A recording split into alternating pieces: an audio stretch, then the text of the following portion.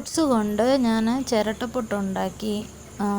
എൻ്റെ കയ്യിൽ ചിരട്ടപ്പുട്ടുണ്ടാക്കുന്ന ആ പാത്രമില്ല, അതുകൊണ്ട് ഞാൻ തേങ്ങ തിരുമിയതിന് ശേഷം വന്ന് ചിരട്ടയിലായിരുന്നു ഉണ്ടാക്കിയത്. ഞാൻ യൂസ് ചെയ്തത് ബ്രാഹ്മിൺസിൻ്റെ പുട്ടുപൊടിയായിരുന്നു. അതിലേക്ക് ആവശ്യത്തിന് ഉപ്പും വെള്ളവും ചേർത്ത് പുട്ടിന് കുഴയ്ക്കുന്ന രീതിയിൽ കുഴച്ചെടുക്കുക. അതിനുശേഷം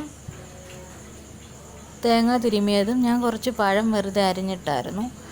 നമ്മൾ ചിരട്ടയിലേക്ക് ഓട്സിൻ്റെ പുട്ടുപൊടി ഇട്ടതിന് ശേഷം ആദ്യം ആ ചിരട്ടയിലൊരു ഹോളുള്ളതുകൊണ്ട് കുറച്ച് തേങ്ങ ആദ്യമേ ഇട്ടു. അതിൻ്റെ മുകളിൽ മാവിട്ടിട്ട് പിന്നെ കുറച്ച് തേങ്ങയും ചെറുതായിട്ട് അരിഞ്ഞ പഴവും വെച്ചു. അതിന് ശേഷം പ്രഷർ കുക്കറിൻ്റെ വിസിൽ മാറ്റിയിട്ട് ആ ആവി പോകുന്ന അവിടെ ചിരട്ട ഇറക്കി വെച്ചിട്ട് അതിൽ വെച്ചുണ്ടാക്കി. എനിക്ക് കുഴപ്പം തോന്നിയില്ല, പക്ഷേ നമ്മൾ അരിപ്പൊടി വെച്ചുണ്ടാക്കുന്നതിൻ്റെ അത്രയും പെർഫെക്ഷൻ വന്നില്ല. പഴം ചേർത്ത് കഴിക്കാൻ നല്ലതാണ്. അതുപോലെ പപ്പടം, ചെറുപയർ. ഇപ്പം പഴം ഒഴിവാക്കിയിട്ട് നമുക്ക് അല്ലാതെ കറിയൊക്കെ കൂട്ടിയും കഴിക്കാൻ പറ്റും. പിന്നെ ഇത് ഡയബറ്റീസ് ഉള്ളവർക്കൊക്കെ നല്ലതാണ്. അതുപോലെ ഡയറ്റിങ് ചെയ്യുന്നവർക്കൊക്കെ ഓട്സിൻ്റെ പുട്ട് കഴിക്കുന്നത് നല്ലതാണ്. അപ്പോൾ എല്ലാവർക്കും ശുഭരാത്രി. Take care, by.